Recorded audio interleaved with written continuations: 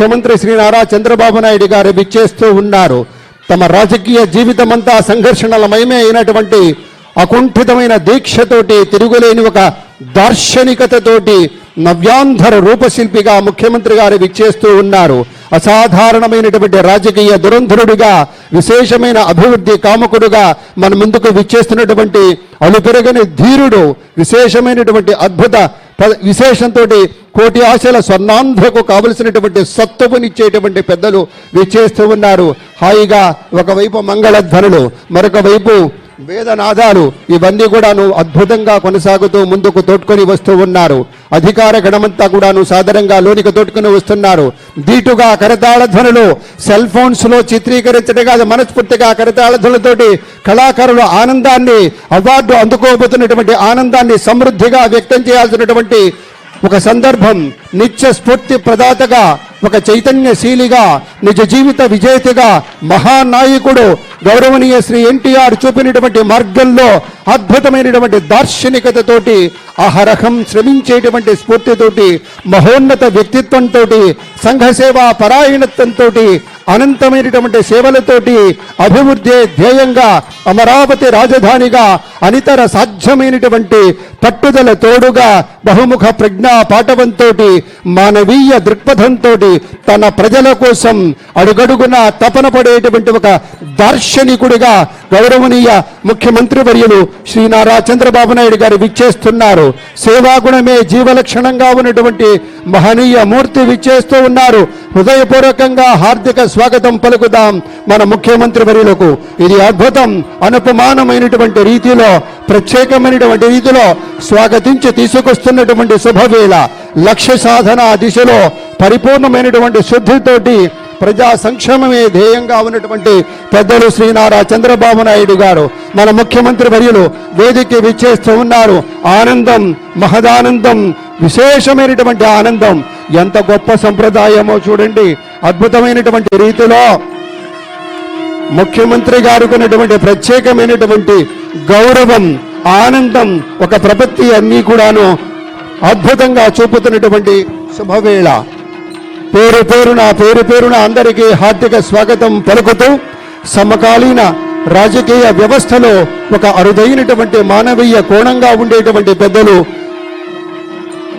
శ్రీ నారా చంద్రబాబు నాయుడు గారి ఆగమనం మరింత విశేష సొగసునిస్తోంది, సొబగనిస్తుందనేటువంటి భావనను కూడా వ్యక్తం చేసుకుంటూ, తరలి వచ్చిన మంత్రివర్యులకు అందరికీ పేరున హార్దిక స్వాగతమని మనవి చేసుకుంటూ, అనుకున్నది సాధించే వరకు అలుపెరగని ధీరుడు మన అన్న గౌరవనీయ ముఖ్యమంత్రి వర్యులు శ్రీ నారా చంద్రబాబు నాయుడు గారు.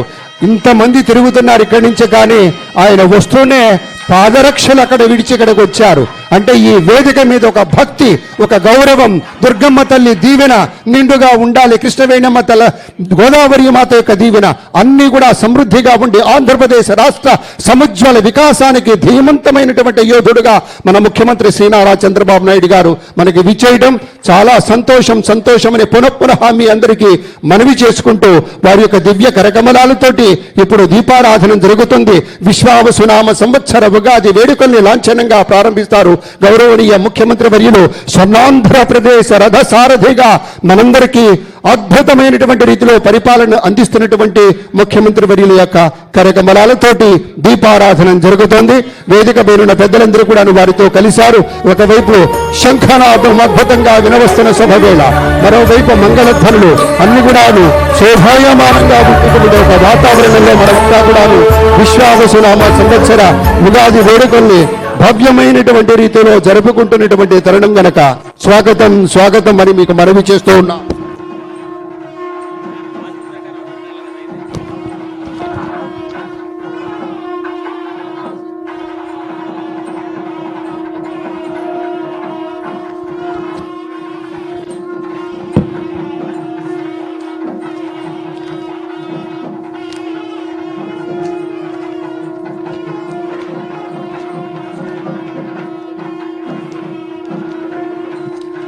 ఇవాళ ప్రత్యేకంగా ఉండేటువంటి విశేషం ఉగాది పండుగ పూట ఉగాది పచ్చడి. 6 రుచులతోటి అద్భుతమైనటువంటి పచ్చడి సేవించేటువంటి తెలుగు సంప్రదాయంలో మన దేవాదాయ ధర్మదాయ శాఖకు చెందినటువంటి సంబంధిత పెద్దలు గౌరవనీయ ముఖ్యమంత్రి వర్యులకి, వేదిక పైన ఉన్న వారికి ఉగాది పచ్చడి అక్కడ వితరణం చేస్తారు. తీసుకురండి. ఒక వేప పువ్వు, చింతపండు, బెల్లం, పచ్చి మామిడి, కారం, ఉప్పు అన్ని కూడా కలగలిపి వసంతకాలంలో ఇచ్చేటువంటి ప్రసాదం స్వామివారికి ముందుగా నివేదనం చేసి దాన్ని ప్రసాదంగా అందంగా మనం సేవించే తదుపరి కార్యక్రమాన్ని ప్రారంభించుకుంటాం కనుక ఆ క్రమంలోనూ విశేషంగా ఇది జరుగుతుందని మీ అందరికీ మనవి చేసుకుంటూ ప్రత్యేకమైనటువంటి రీతిలో వేదిక పైనున్న ఆహుతులందరికీ కూడాను ఆ ప్రసాదాన్ని అందజేస్తూ ఉన్నారు. పచ్చడి తీసుకునేటప్పుడు ఈ ప్రసాదము శతాయుర్వజ్రదేహాయ సర్వసంపత్కరాయ చ సర్వారిష్ట వినాశాయ నింబకం దళభక్షణం. ఈ శ్లోకం అందరూ పఠించాలి, వినాలి. శతాయుర్వజ్రదేహాయ సర్వసంపత్కరాయ చ సర్వారిష్ట వినాశాయ నింబకం దళభక్షణం. అంటే 120 సంవత్సరాలు ఆయుస్సుతో, వజ్రము వంటి దేహముతో, అంటే అంత గట్టి ఆరోగ్యముతో, అన్ని అరిష్టములు దోషములు తొలగేటట్లుగా, సర్వ సంపదలు కలిగేటట్లుగా ఈ 6 రుచుల షడ్రసోపేతమైనటువంటి ఈ ఉగాది ప్రసాదమును స్వీకరిస్తున్నాము. ఓ కాలపురుష, ఓ ఉగాది పురుష అని నమస్కరిస్తూ ఈ ప్రసాదము స్వీకరిస్తున్నాము.